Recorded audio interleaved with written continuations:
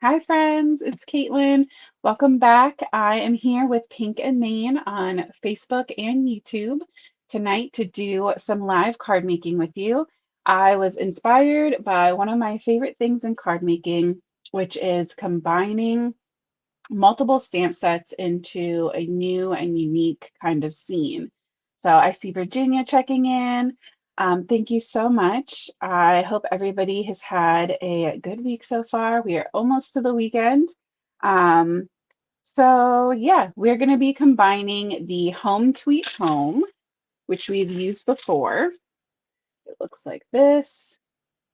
So the Home Tweet Home set, and to change it up, I grabbed, see if I can do this without getting that glare, kind of. We're going to be using this lady right here from the Chicken Inn set to make our own little farm chicken, farm chicks, if you will, card. A little fun, almost scene card, not quite. But yeah, I think it's going to be really fun. So I'm going to I see Carmen. I see Stacy. Thank you guys for checking in. I am going to pull this light back around. All right, so this is what you can see.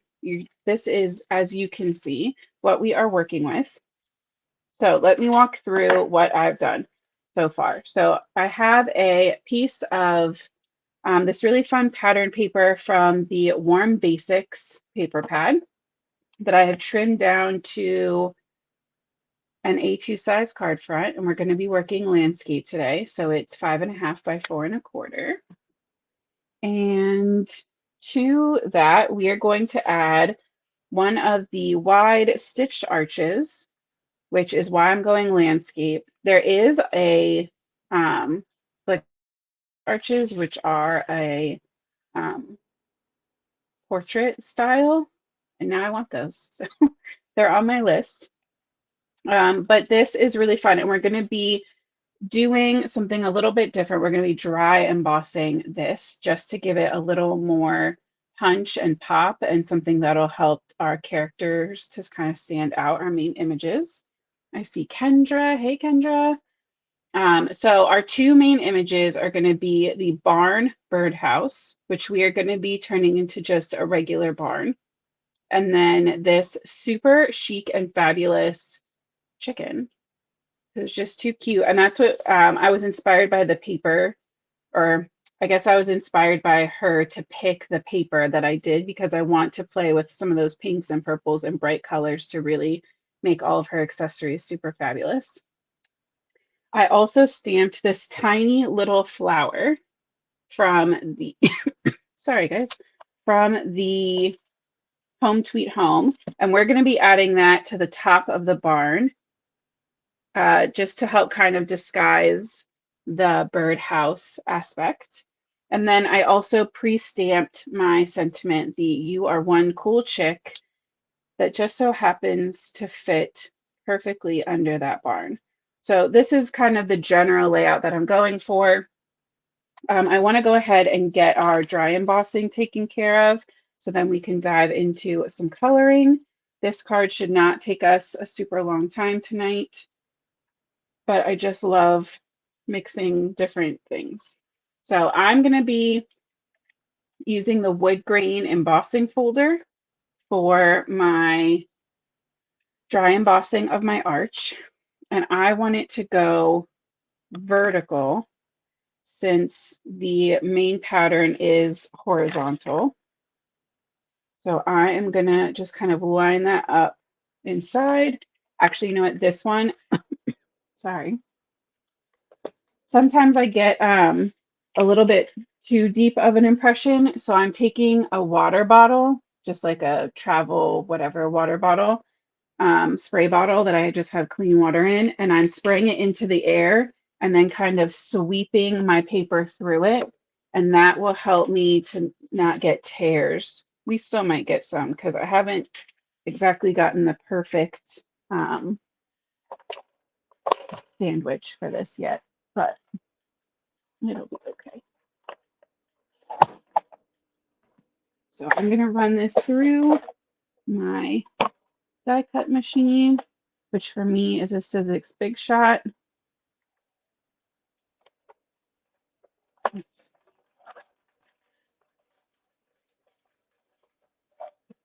This didn't work out.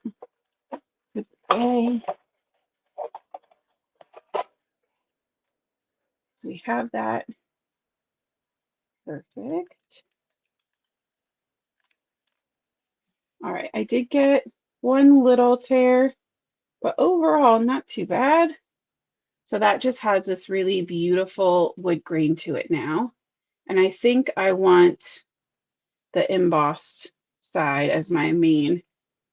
Sometimes I like to play with which side I'm using for the top and the bottom, like which is going to be, sorry, face up or not.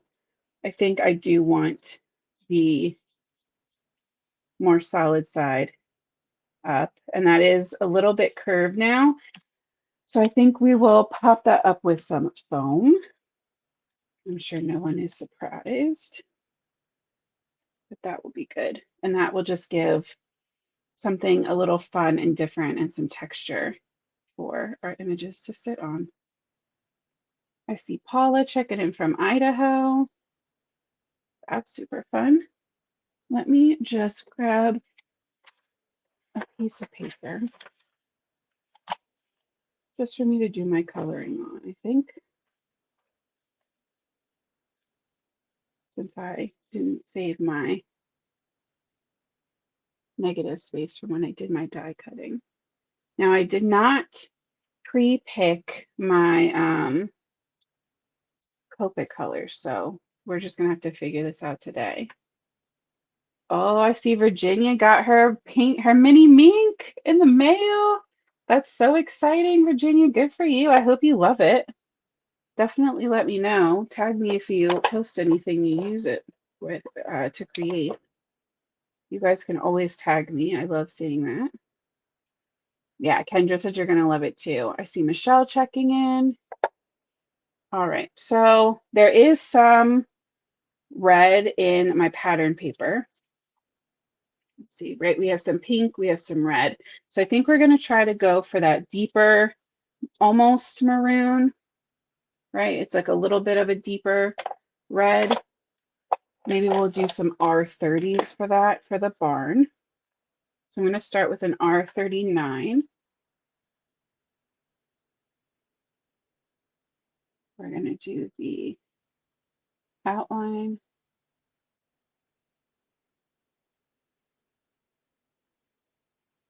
Just shading in, getting some color down. This is a pretty wide open space, so don't be afraid to build that up to be a little thicker.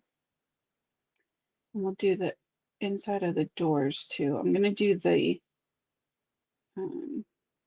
like X beams with probably like a wood tone, but I want the doors to match the building. Then we're gonna jump to 37.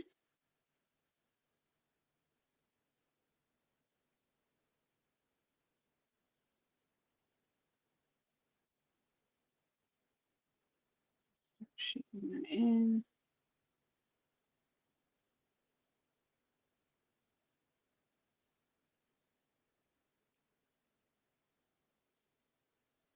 That. Then we're gonna go to 35. And that's gonna give a really pretty highlight and pop of color. Shade that part in to match.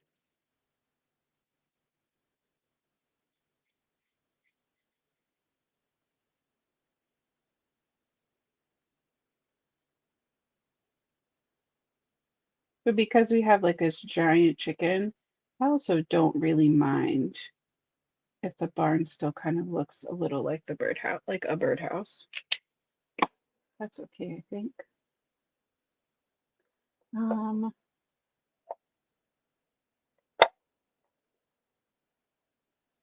That's so cool. I see you guys talking about the mink. If anybody doesn't know, Pink and Main did a collab with the Mink Machine, Mink people, and now there is a Pink and Main mini mink, and it's so stinking cute. Let's go to some E30s. Where's my last one? For these kind of wood tones that I want to do. So we're going to shade in the edges and just the sides and the bottom, and then the corners of all of the kind of like support and trim pieces with the 39. And we're going to go 37, which is not much lighter, so I'm going to still leave a good bit of space because my 35 is going to have to really carry the weight of that highlight.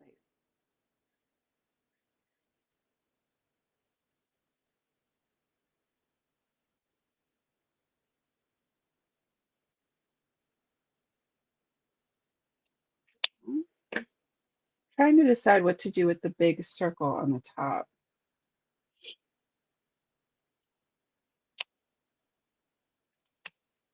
Maybe instead of covering the circle thing, we should put the flower in there. Like it's one of those, I don't know if you guys have them where you are in the country or the world, but where I am in the mid-Atlantic / northeast-ish, a lot of farms will have like big stars or something like that on them, like metal. And so I kind of feel like the little flower inside has that same kind of feeling. So I think I'm gonna fill this in with that darker brown, and we'll put the flower there instead of at the top. Because this can just be like, you know, a decoration. Who's gonna know? Who's gonna question me when it's all done? Probably nobody. I want to do a gray tower. I know it has another name. You know it does, but it's not in my head right now. So I'm just grabbing some neutral gray markers. We'll do the roof, the floor, or the cement ground, and that tower all in the same neutral grays. So I'm going to start with an N6. We're going to do our roof first. I'm just going to lay the shadow at the bottom, right? The sun would be hitting the top of the roof, so it would be lighter. We'll just go ahead and we'll shade in that whole thing. Maybe it'll look like, you know, decoration that runs the length of the roof. So I went from N6 to N5, which is not a huge jump, but it's enough to give me a little contrast, a little dimension. I'll keep my N5 out, and we will add some color to the ground. We'll go lighter to N3. Fill that in. Okay, for my tower, I'm going to create my own kind of lines coming from where that little top is. And to create that shiny metallic look, I'm going to leave just a sliver of highlight on the outer edge there. And I'm not going to connect my kind of U-shaped shading all the way around. I'm also going to add a heavier shadow to the left side because it's tucked behind the barn. So on that top one, I also left that reflective highlight kind of space, but all the rest of the way down, I'm not going to do that because there wouldn't be a reflected highlight up against the barn, right? It would all just be in shadow. So we're going to go to N5 again, connect that line across. across, connect our shadow across. Start pulling that color over.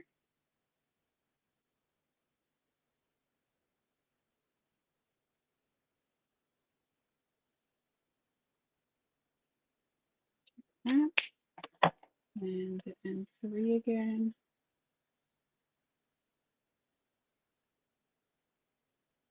Fill that in and just fill all the way over. And I'm just going to make sure that that overlaps with the 5 really well so that we get a really nice transition. Like that. And I did my best to kind of leave the striped areas open there. But if any ink got in there, I don't really care. It's good enough for me. Yeah, a silo. Thank you, Susan. That's the word. That's the word. I knew someone would think of it. All right, we need some straw. So I'm going to grab some darker YRs. We're going to go YR 27.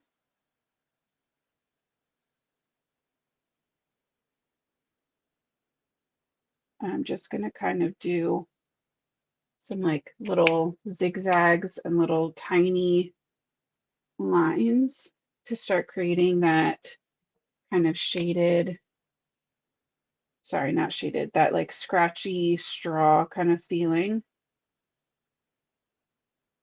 Fill that in a little bit with the YR24. And then I need a good highlight for that. So we're gonna go in with YR21 just to fill in the rest of that space. Well, Tamika's watching on TV. It's pretty cool.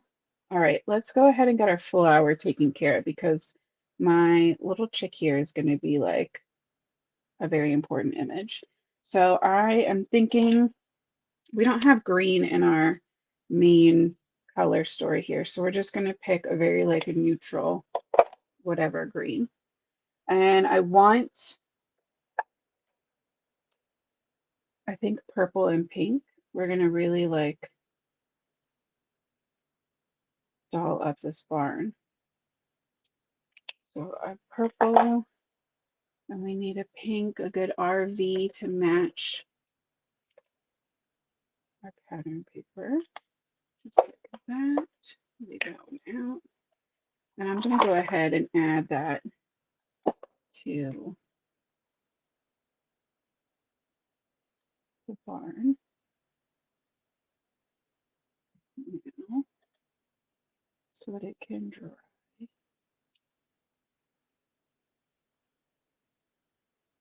Right now I feel like it just looks like a cool sign or decoration or something. And you know what? To make it blend in a little more, I'm going to go in with that same brown that I shaded in the circle with, and we will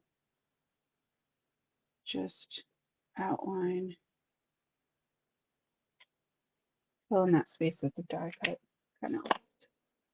There you go. So now we have our super cute little barn. It's going to bother me. Should have, if I was pre-planning on that, I would have edged the die cut with my marker. But there we go. That's a little better. So super cute. She's ready to be a good home to our absolutely fabulous chicken. Okay, so I want her base to be white. So let's switch it up. I don't want her to match too closely with the barn silo. So I'm going to grab some cool grays. Let's start with a C3. We'll go under her little ruff, under her pearls, along the bottom of her little belly, the under part of her wing.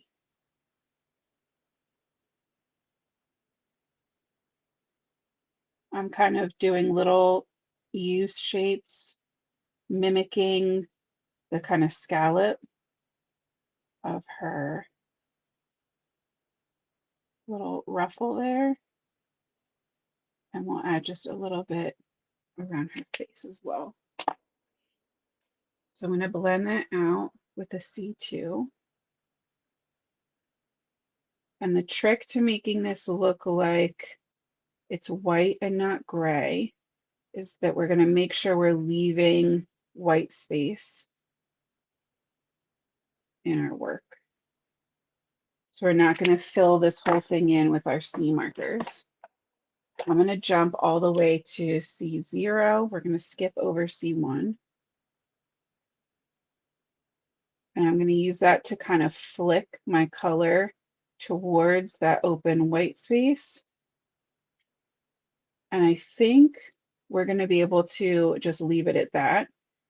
But if you need to, you can always go in with the colorless blender and add some of that in, and it'll help your transition. I think that is good. And she looks a little gray, but once we color everything else, she'll look white again in comparison. So there's just her little body shading, just so she doesn't look forgotten. And I would normally give her white pearls, but because her body's white, I think we need a pop of color with our pearls. So I'm thinking pearls and sunglasses matching, and then maybe shoes and purse matching, and then her scarf and her legs, right? Because her legs are going to be orange because she's a chicken.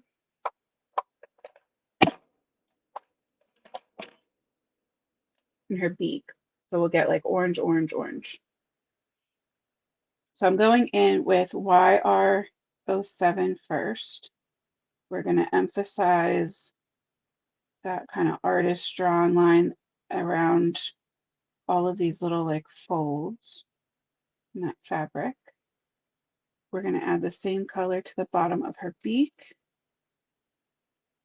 and then the top and bottom of her little legs.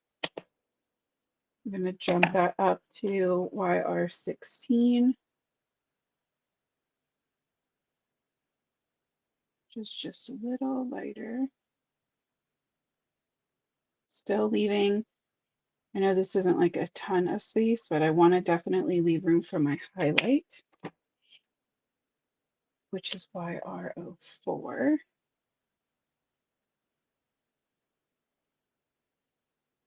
Which is just like a really happy orange.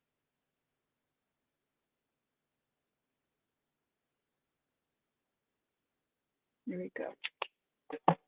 Okay, let's give her her little waddle or whatever we decided it was called, the same reds as barn. So R37 and 35. So she tied in nicely with those. And then, see, now I'm second guessing because I don't want the two colors in two colors. I think I want like every other one. So let's go pink sunglasses and pink purse.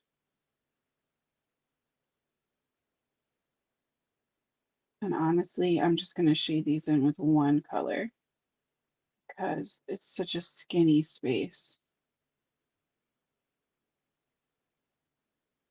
I'm using the RV25. We'll shade in that purse a little bit. Let's go to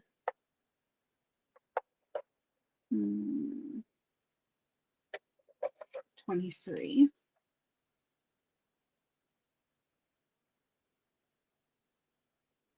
We'll just fill in with 23. We might have to go back in with a little more 25. That's a pretty big jump. This is what happens when I grab colors on the fly. Trying not to use my color chart. We're just gonna have to make it work. Okay, so there's her pinks, and then we need that purple again. So I really like the purple that we used on the flower, but I also need just something a tiny bit lighter.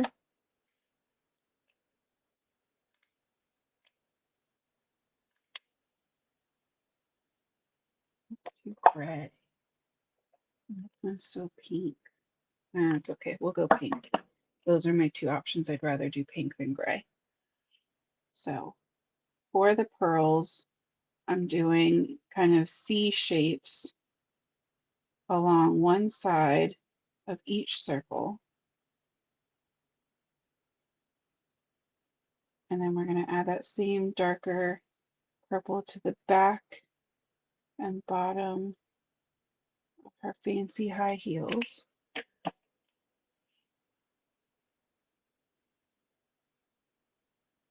Fill in that space with the lighter purple. So we're doing V17 and V15.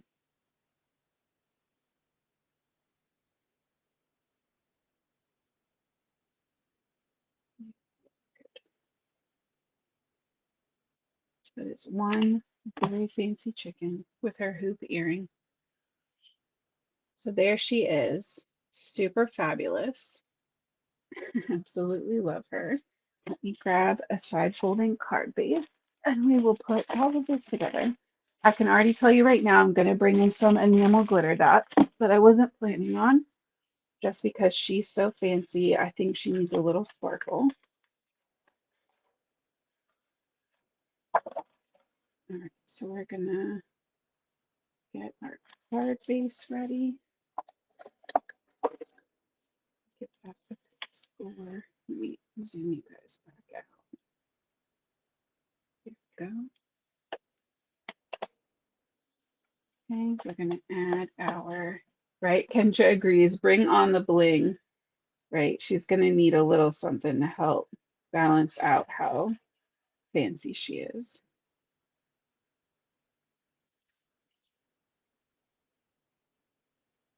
So I put some of my Easy Squeeze liquid glue on the back of my cardstock so that I have time to kind of wiggle it around and make sure that it is lined up where I want it. Then we are going to grab my foam. Hey, Jay.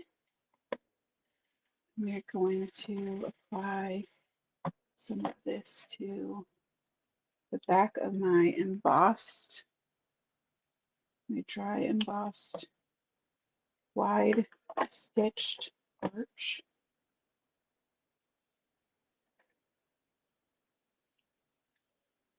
And for anybody who doesn't always hang around to the end, I want to give you guys a heads up now that next week we will be starting sneak peeks for the June release. It's that time again already.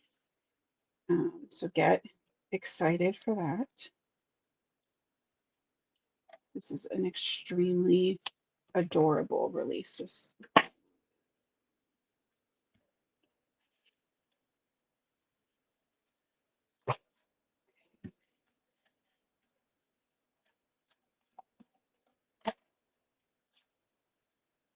like to make sure that the ends are really pressed down firmly. It helps me get the backing paper off really easily. And this is like the easiest card pattern paper to do something on top of, because all I have to do is line up my arch with one of the stripes, right? I still have to get it centered side to side, but I can use that stripe at the bottom to make sure that it's straight, which is absolutely lovely. So there is our fun textured base. Now we need to add our barn, our fabulous chicken, and our sentiment. And the sentiment I stamped onto, I don't know the color off of the top of my head, but it's the light pink cardstock because that Pink and Bean carries, because it matches the pattern paper so well. So I'm thinking like that. And then I have the Pretty Posies enamel dots, which literally match this pattern paper pack perfectly. So then we can add some of those around to jazz her up a little bit. Yes, Salon. Thank you so much, Kendra. Salon cardstock. That's the pink that I grabbed.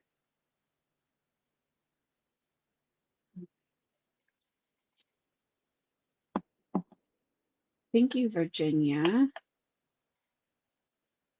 I agree. This is turning out super cute. As soon as I made that very first chicken card that we did with the grandma chicken, I knew that I had to come back and do something with the like sassy, cool, accessorized chicken. And so once the Home Sweet Home stamp set came out and I saw that barn, it was a done deal. I was like, I don't know how I'm doing this, but it's getting done because they're too cute. They're just meant to go together.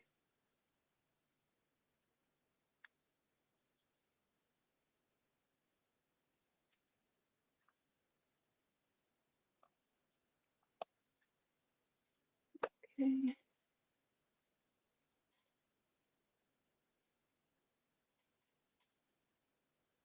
Oh no, Kendra. Yeah, I keep the lid in there. It fits in there on its own. I only keep the lid in because when your glue comes through one of these holders, it's nice because it doesn't get everywhere, but it does like build up in there and then you have to go in and scrape it off. So I found that it's easier for me to just leave the lid in, and then I'm also less likely to forget to close it and like walk away.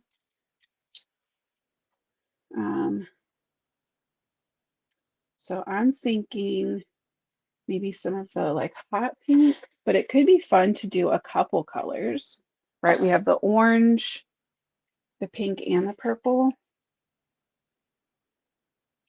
Maybe like two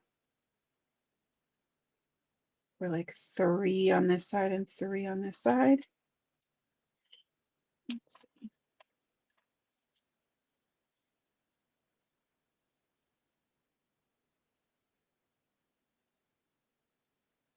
Which big pink,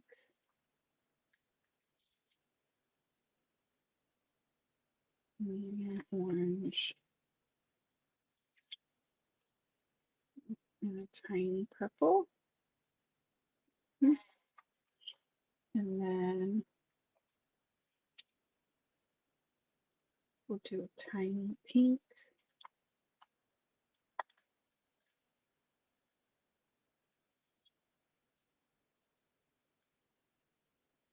Big orange and a medium purple.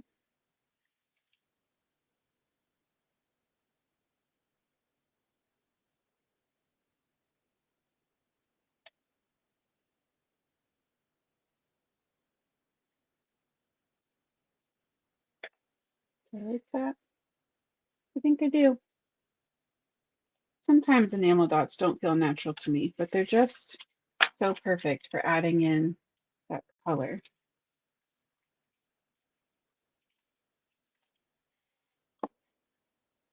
All right, so that is our super sweet, you are one cool chick combination card with the Home Sweet Home birdhouse and the very sassy chicken from Chicken Inn. Mildly obsessed with enamel dots. Yeah, I love them. I want to feel more confident in my placement, but I feel like I'm getting there. Sometimes I just have to go with my gut on them and stop kind of second guessing myself, I think is the trick. So that is one more card wrapped up for us. Hi.